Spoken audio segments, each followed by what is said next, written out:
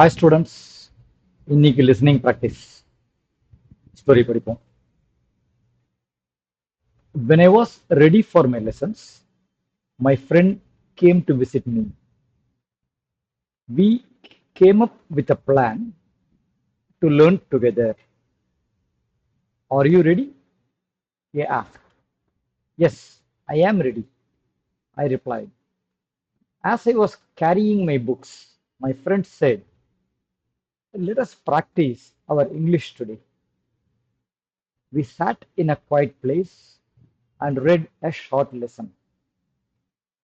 I did not know one of the words, so my friend helped me. You will learn it soon, he said. After some time, we finished our lesson and talked about another book. We can visit the library the following week, I said. My friend agreed. We were happy because we could learn together and help each other.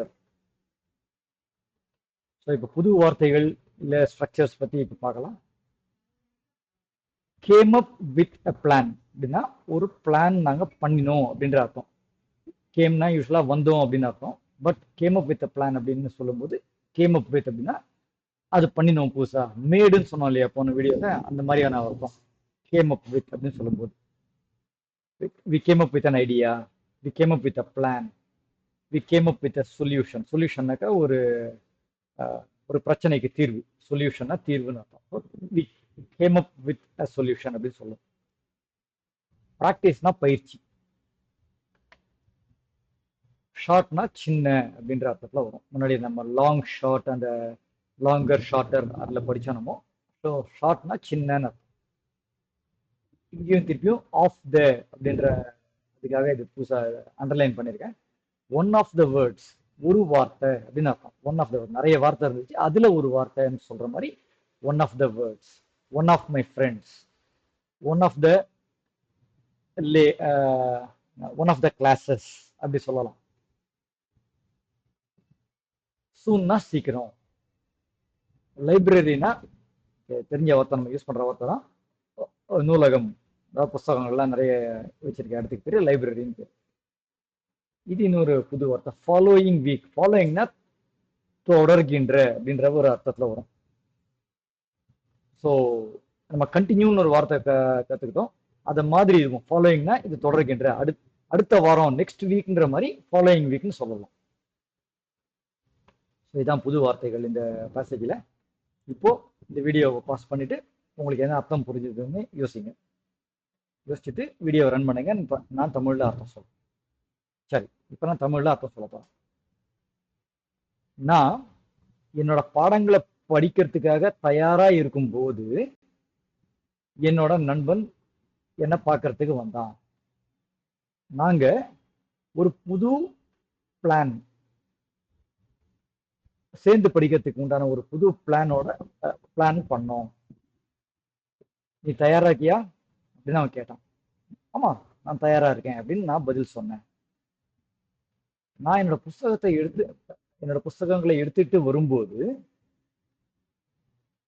தூக்கிக்கிட்டு வரும்போது என்னோட friend சொன்னான், இன்னைக்கு நம்ம இங்கிலீஷை பயிற்சி பண்ணலாம், இங்கிலீஷை ப்ராக்டிஸ் பண்ணலாம் அப்படின்னு சொன்னோம். நாங்க ஒரு அமைதியான இடத்துல உட்காந்துக்கிட்டு ஒரு சின்ன பாடத்தை படிச்சோம். இந்த இடத்துல நான் ரெட் அப்படின்னு படித்தேன். இது வந்து ரீடுன்ற ஸ்பெல்லிங் இருந்தாலும் ரீடுன்னு படிக்கலாம், ரெட்டுன்னு படிக்கலாம். ஸோ நம்ம முன்னாடி நடந்த பாஸ்ட் டென்ஸ்ல இருக்கிறத படிக்கும்போது, சாட்டுங்கிறத பாஸ்ட் டென்ஸ் இல்லையா, ஸோ இந்த சென்டென்ஸ் வந்து பாஸ்ட் டென்ஸ்ல இருக்கு. ஸோ அப்போ இதை வந்து ரெட்னு படிக்கணும், ரீட்னு படிக்கக்கூடாது. எனக்கு ஒரு வார்த்தைக்கு அர்த்தம் தெரியல, அதனால என்னோட ஃப்ரெண்டு எனக்கு ஹெல்ப் பண்ணான். நீ சீக்கிரம் இதை நீ கத்துக்கிடுவ அப்படின்னு சொன்னான். கொஞ்ச நேரம் கழிச்சு நாங்க எங்களோட பாடத்தை படிச்சுட்டு இன்னொரு புஸ்தகத்தை பத்தி பேசினோம். நாம அடுத்த வாரம் ஆர் வர வாரம், நெக்ஸ்ட் வீக்னா அடுத்த வாரம், இது ஃபாலோயிங் வீக்னா வர வாரம் அப்படிங்கிற அர்த்தத்துல இருக்கு. வர வாரம் லைப்ரரிக்கு போலாம் அப்படின்னு நான் சொன்னேன். என்னோட ஃப்ரெண்டும் ஒத்துக்கிட்டான். நாங்க 2 பேரும் சந்தோஷமா இருந்தோம். ஏன்னா நாங்க சேர்ந்து படிக்க ட்ரை பண்றோம். அதே சமயத்துல ஒருத்தருக்கு ஒருத்தர் உதவியாவும் இருக்கும். ஒருத்தருக்கு ஒருத்தர் அப்படின்னா ஈச் அதர்ன்ற அர்த்தத்துல வருது. இது வந்து ஒருத்தருக்கு ஒருத்தர் அப்படின்ற அர்த்தம். ஓகேவா? உங்களுக்கு இதே அர்த்தம் வந்திருந்தாக்க வெரி குட். ஏதாவது உங்களுக்கு டிஃப்ரெண்டான அர்த்தம் புரிஞ்சிருந்தாக்க வீடியோவை திருப்பி திருப்பி கேளுங்க. இப்போ ஃபுல் அர்த்தம் புரிஞ்சதோட இன்னொரு தரம் இன்னும் 1-2 தரம் கேட்டீங்கன்னாக்கா உங்களுக்கு நல்லது. ஓகே, அடுத்த வீடியோவில் சந்திக்கும் வரை பாய்.